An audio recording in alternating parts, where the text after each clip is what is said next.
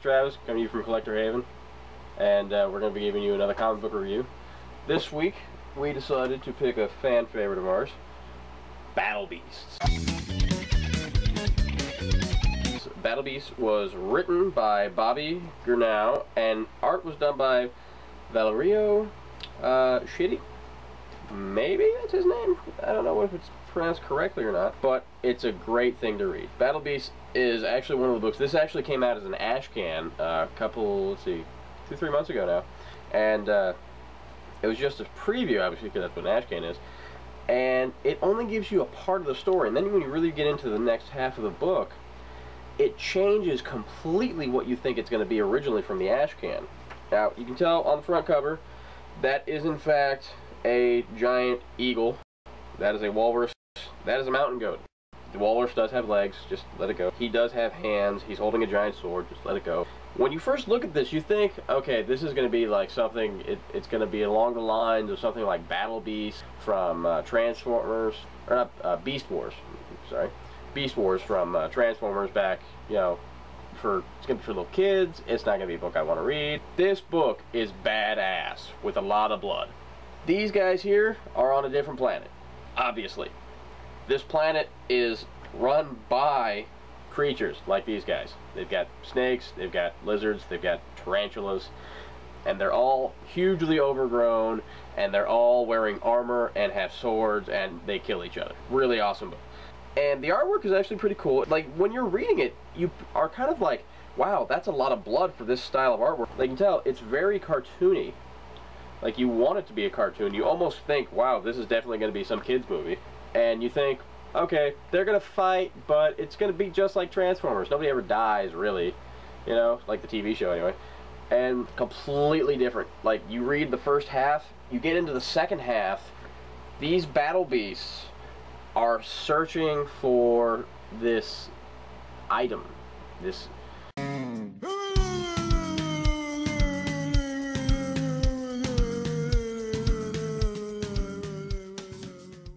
world-changing item that will just kind of release its power and either save or ruin the whole universe, kind of thing. It turns out that it's already been found on Earth by a bunch of scientists, and they've been researching it for months now. And a woman who finally figures everything out, that the writing on the side is actually a verbal command, and she kind of cracks the code after months of research.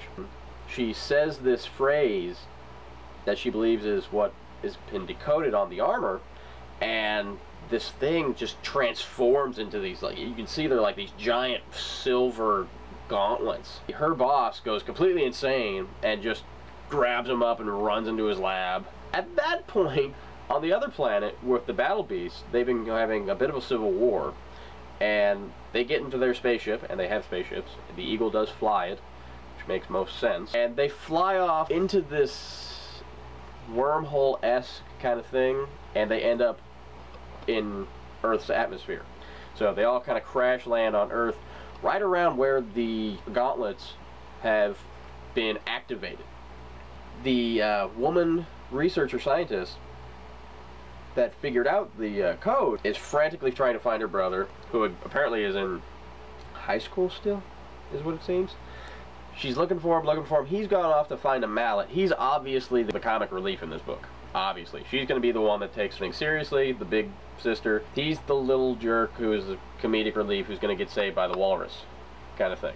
He's been looking for a mallet that he stole out of shop class, and once they find each other, immediately people are like, other beasts are trying to kill them, because only these three guys here, remember that, mountain goat, walrus, eagle, those are the three guys that are the good guys. Everybody else doesn't care, wants to kill you, and they just want the item. They just want the weapon. Giant bear, like massive Alaskan grizzly bear sized bear, who's holding a giant axe and armor, shows up, yells, and the little moron brother decides to hit him with his wooden mallet across the nose. Smack, does nothing, giant roar, then all of a sudden, there's a sword sticking out of the bear's chest, and he dies, because the mountain goat had just skewered him alive, and now he's dead. So the woman, the researcher, is trying to thank him, but she hears him speaking, and it's the same language that was on the item that she decoded. So she kind of says the phrase over again, and the mountain goat kind of almost drops his sword, and he starts talking to her. And at the end of the book, she said, the brother asks her, "What did he just say?" He said, "We have to run. We have to run right now because they're coming after us, and they're going to kill us."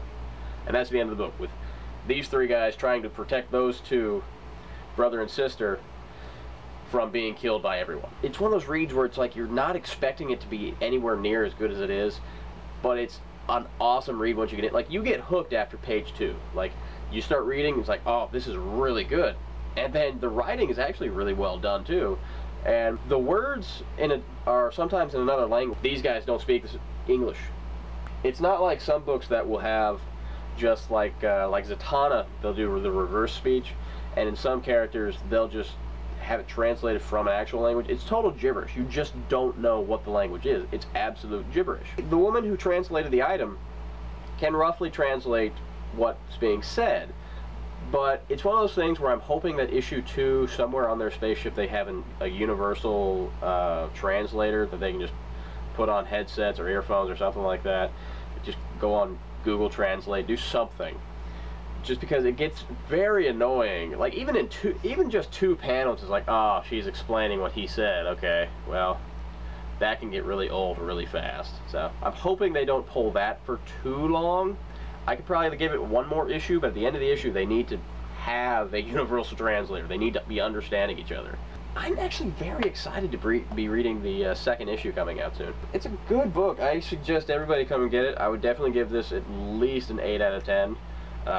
The artwork kind of holds it back. The artwork is probably what would put off readers, certain readers.